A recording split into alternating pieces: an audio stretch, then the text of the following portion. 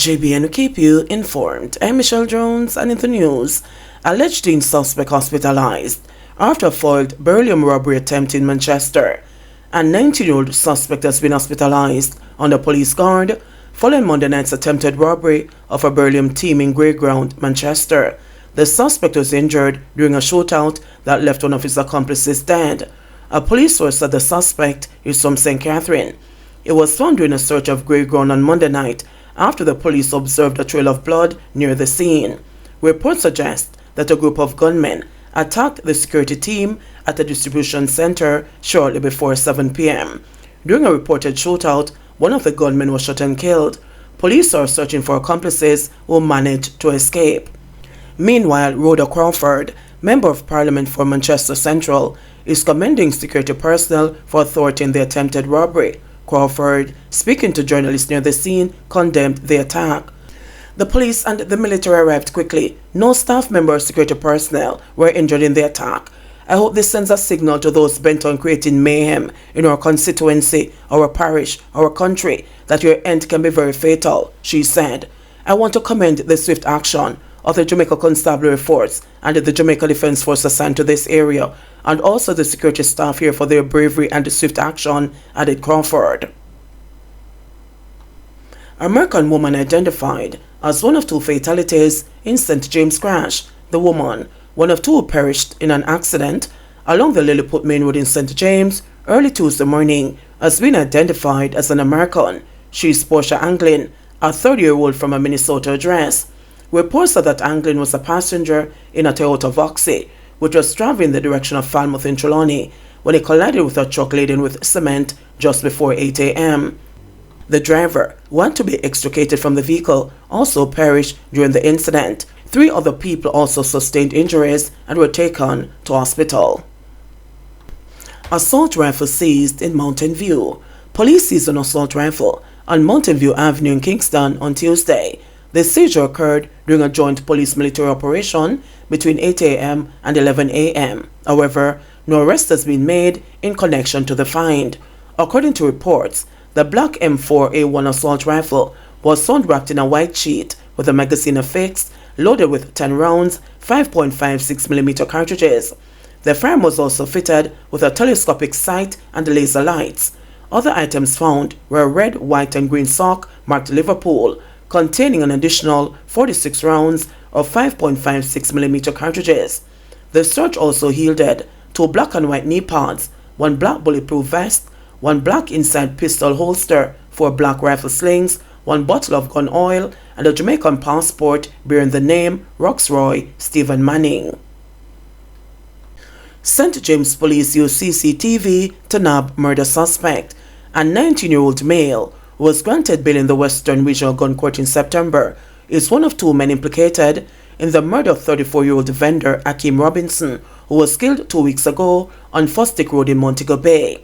Of the 2 accused, 20-year-old Tyrese Hunter, also known as Bobby, a motorcycle mechanic from John's Hall, St. James, has admitted to the murder, as closed-circuit television CCTV footage placed him at the scene. His alleged co-conspirator, and Dino Barrett, otherwise called Dino, previously arrested in March with an illegal firearm and ammunition, failed to appear in court on Monday and is now a person of interest. A bench warrant has been issued for his arrest. Senior Superintendent of Police Vernon Ellis, the commanding officer in charge of St. James, stated that Hunter, officially charged with murder, confessed to his role and is now a proactive cooperator. Despite 17 targeted operations to find Barrett, who is unemployed and resides on Catty Lane, Irwin, St. James, efforts have been unsuccessful. A series of CCTV footage led to the capture of the suspect and the siege of the motorcycle used in the commission of the murder, Ellis said. Reports are that shortly after 2 p.m. on Thursday, November 23, Robinson, who is originally from Burnt Savannah in St. Elizabeth, was attacked while sitting along the Fosdick Road in Montego Bay. A lone assailant, alighting from a motorcycle, opened fire on Robinson, striking him in the head. Despite the efforts of passers-by who rushed him to the Cornwall Regional Hospital, Robinson succumbed to his injuries and was pronounced dead. His death came mere hours after a second state of public emergency (SOE) was announced in St. James in a bid to deal with the crime situation in the parish. The Montego Bay Criminal Investigation Branch upon receiving the report of Robinson's attack, immediately initiated a comprehensive investigation utilizing CCTV footage and community canvassing, according to the police. Diligent investigative work led to the arrest of Hunter on December 4, the cops said. Following an interview with detectives, Hunter is said to have confessed to his involvement in the murder and was formally charged. In the meantime, the St. James Police are seeking to assure the public of its unwavering commitment to bringing all perpetrators of violent crimes to justice. The force appeals to anyone with information about the whereabouts of Undina Barrett to contact the nearest police station or call Crime Support 311, the NIB tip line at 811, or police emergency at 119. Hairdresser charged for allegedly smuggling $3 million into Jamaica. A hairdresser is set to appear before the corporate area criminal court after several charges were laid against her in relation to the seizure of over $3 million at the Norman Manley International Airport in Kingston on Friday. She is 44-year-old Nicole Smith of Dennis Avenue, Kingston. She was charged with the offences of cross-border movement of cash, bringing criminal property into the island of Jamaica, concealing criminal property, conspiring to conceal criminal property, and possession of criminal property. It is reported that about 8 p.m., Smith arrived on the island via British Airways flight. During security screening, her luggage was searched, and undeclared cash totaling $3,068,951.95 was discovered concealed inside her suitcase. Smith failed to give a satisfactory account of the money, and as a result, she was taken into custody for breaches of the Proceeds of Crime Act. On Sunday, she was interviewed in the presence of her attorney and later charged. She is to appear before the Kingston and St. Andrew Parish Court on January 10, 2024 to answer to the charges.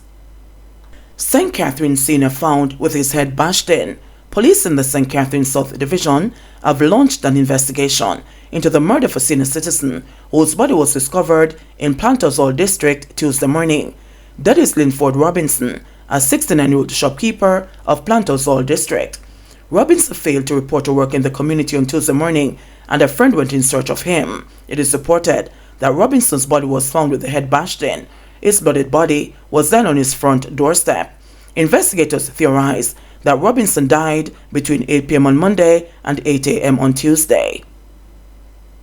2-year prison sentence for a man who stole plantains from school farm. A St. Catherine man who pleaded guilty to stealing plantains from the farm at Guys Hill High School in the parish was today sentenced to 2 years in prison. Rowan Griffiths, otherwise called Little Dread, of Ragsville in Guys Hill, had confessed to a charge of predatory larceny. The court heard that about 1:30 a.m. on September 17, Griffiths was accosted at the school's farm with several bunches of plantains. The police were called in and he was arrested. He was later charged with predatory larceny following a question and answer session.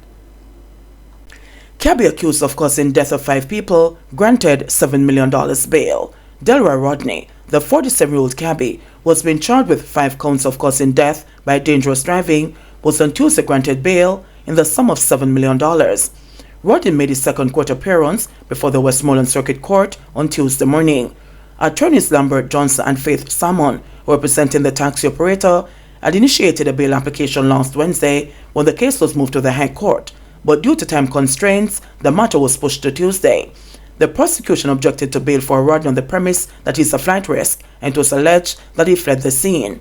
In Rodney's defense, Attorney Johnson argued that the accused did not flee the scene but had rather sought medical help before later that evening contacting the police to make arrangements to surrender.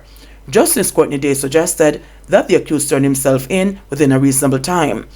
That is a factor that carries great weight in a man's favor for bail, the judge stressed. The judge added that Rodney also expressed regret in his actions that resulted in the death of the victims. In granting bail, High Court Judge Justice Courtney Day said he has good conduct, no previous conviction or criminal conviction in driving. In reaching the bail sum of $7 million, the judge said 3 sureties can come forward. Justice says to the court also to consider that it will take at least 6 months for the files to be completed and for a trial date to be set. In granting bail, the following conditions were imposed. A stop order was placed on the accused. It was ordered to surrender his travel documents, report to the Bluefields police station in the parish 3 times per week between the hours of 6 a.m. and 8 p.m. and is not allowed to drive during the time he is on bail. Rodney was also advised not to discuss the case with the witness's family nor the sole survivor in the crash. The cab is to return to court on February 22. According to police reports, about 3:30 p.m., the taxi, with 7 people on board, was driving towards White House when the vehicle it was driving behind slowed down. The cab driver swerved, collided with a truck that was driving in the opposite direction, and ended up in a tree. 3 of the occupants of the Noah died on the scene, while the 2 that were transported to hospital succumbed to their injuries on Monday night.